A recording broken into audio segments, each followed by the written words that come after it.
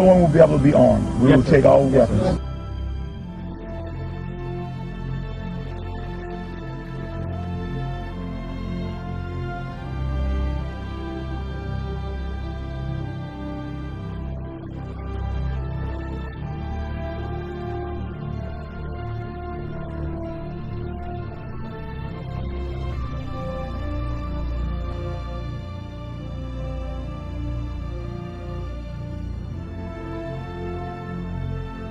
Every service member has an obligation, not just that they can refuse a legal order or an unlawful order.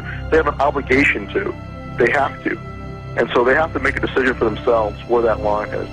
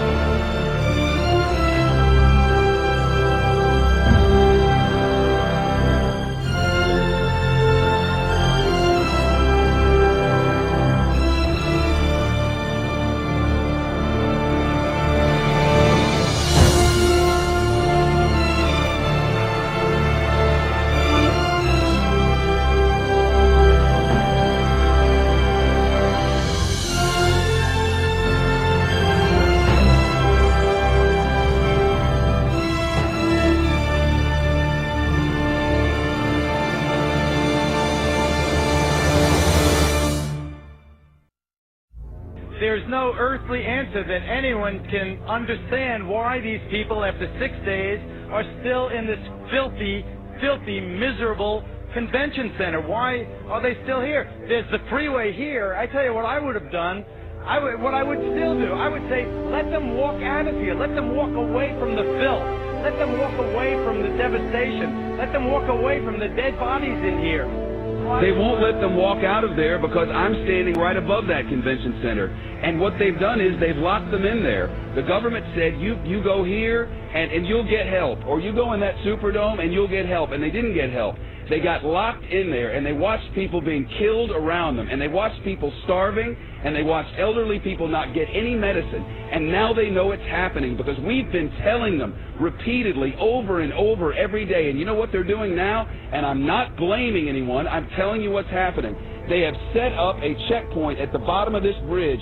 This is the bridge that takes you from New Orleans over into Gretna, from Orleans Parish into Jefferson's Parish. It's the only way out. It's the connection to the rest of the world. And they've set up a checkpoint, and anyone who walks up out of that city now is turned around. You are not allowed to go to Gretna, Louisiana from New Orleans, Louisiana. Over there, there's hope. Over there, there's electricity. Over there, there's food and water. But you cannot go from there to there. I think the government will not allow you to do it. It's a fact. I don't know, man.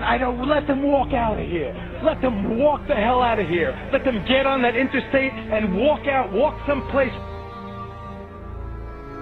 We had Walmart deliver 3 trucks of water, trailer trucks of water. FEMA turned them back.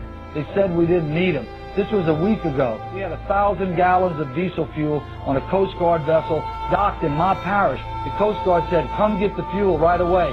When we got there with our trucks, they got a word. FEMA says, don't give you the fuel. Yesterday, FEMA comes in and cuts all of our emergency communication lines. They cut them without notice.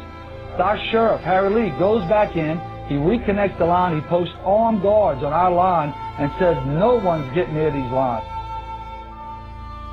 That's what we issued our declaration of 10 orders that we will not obey. And what those are designed to do is to get the troops thinking ahead of time about where the line in the sand is in advance. And that's what we're hearing in feedback from people in National Guard units is that in Katrina, that's kind of what happened, is the police and the military there, the National Guardsmen, were caught off guard and really hadn't thought about it in advance. Walking up and down these streets, you don't want to think about the stuff that you're going to have to do. Somebody pops around the corner. We shoot in America. Yeah. And what we're hearing is that it won't be the same way next time. There'll be more who will say, no, I'm not going to do that.